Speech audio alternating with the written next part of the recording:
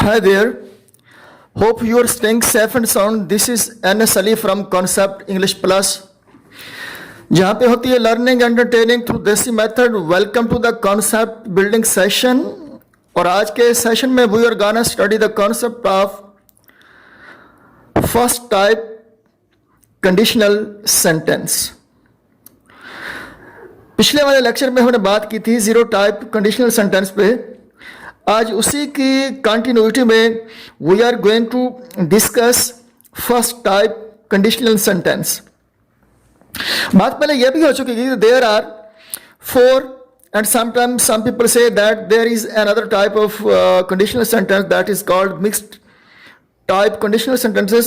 Then if we add all the categories, then we can categorize that there are 5 types of conditional sentences.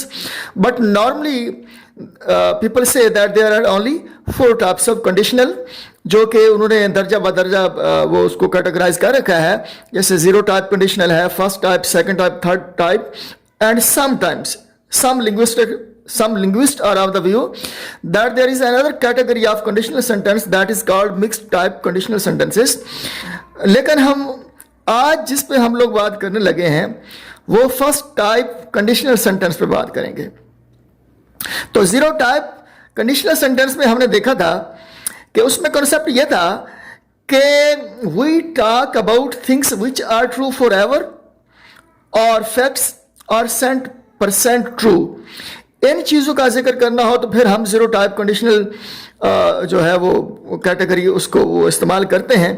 और आज देखेंगे कि first type conditional sentence फिर कैसे होता है, उसकी नेचर क्या है, उसका मकसद क्या है. जी, तो जीरो टाइप में हमें यह देखा कि अगर कॉज और इफेक्ट में जो कोरिलेशन है वो 100% ट्रू है, यानी अगर ऐसा होता है तो ऐसा हो जाएगा, ऐसा नहीं होता तो ऐसा नहीं होगा. मसलन अगर बारिश होती है तो हम भीग जाते हैं, अगर हम दूध को गर्म करते हैं तो वो उबलने लगता है. इस किस्म के कॉज एंड इफेक्ट में जो 100% कोरिलेशन था, मसलन दूध को गर्म करना और फिर उसका उबलना जो है वो इफेक्ट है और उसको गर्म करना, आग पे रखना, ये एक कॉज है. तो कॉज और इफेक्ट में अगर 100% कोरिलेशन है, अगर वो साइंटिफिक प्रूवन है, अगर वो ऑलवेज ट्रू है कोई बात, तो उसका इजहार करना हो then we use zero type conditional sentence. तो अब देखना फिर ये है कि first type conditional sentence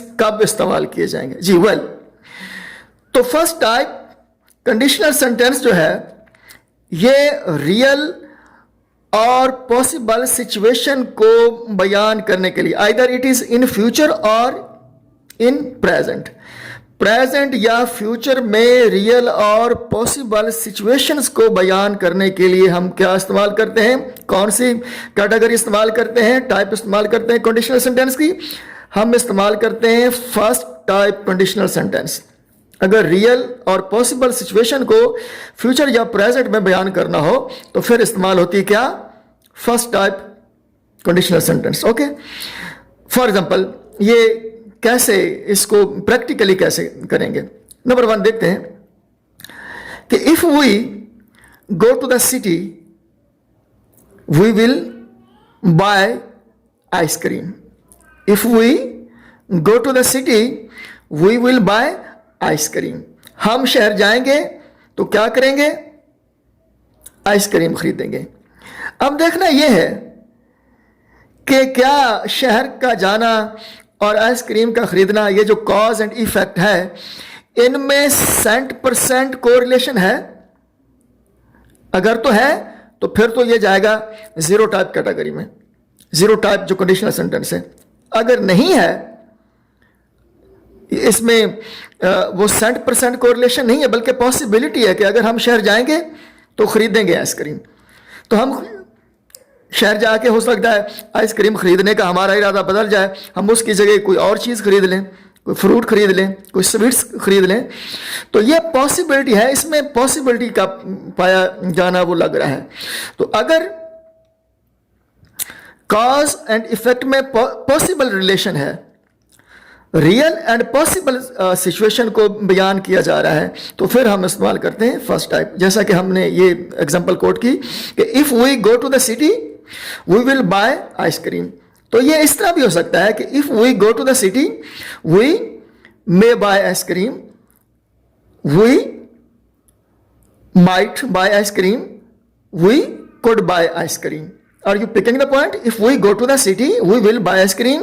If we go to the city, we may buy ice cream. If we go to the city, we might buy ice cream. If we go to the city, we could buy ice cream. तो इस किस्म का structure ये आ रहा है, इस किस्म का कॉन्सेप्ट आ रहा है। इसमें विल इस्तेमाल किया गया है, इसकी जगह मे भी हो सकता है, माइट भी हो सकता है, कुड भी हो सकता है।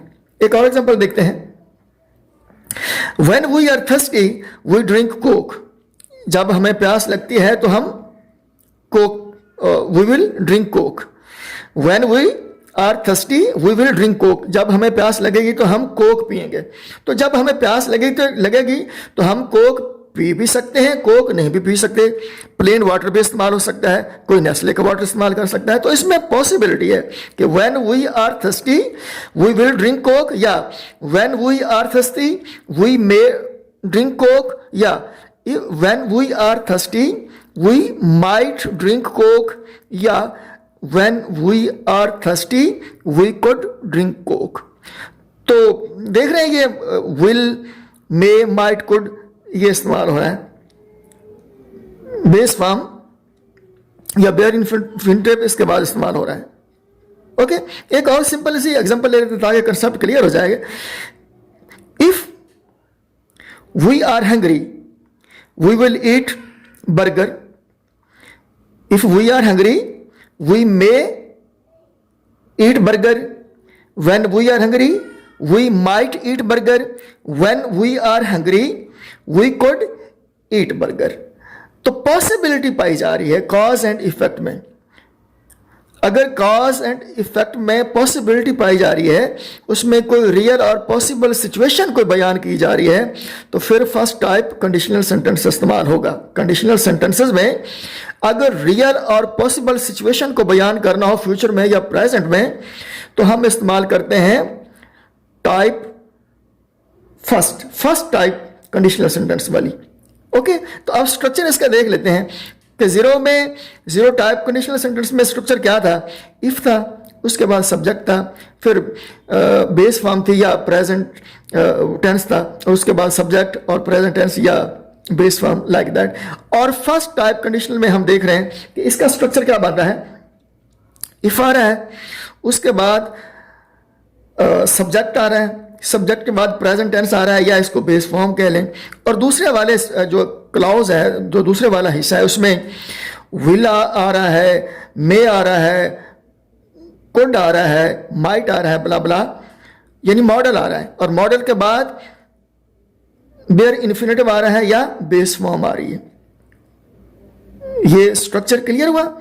इफ प्लस सब्जेक्ट, ये टाइप 1 में if plus subject plus present tense या बेस फॉर्म ऑफ वर्ब, और दूसरे वाले स्ट्रक्चर में, दूसरे वाले क्लॉज में क्या है, सब्जेक्ट है, मॉडल है, मॉडल विल भी आ सकता है, ये मे, माइट, कुड, ये मॉडल कहलाते हैं।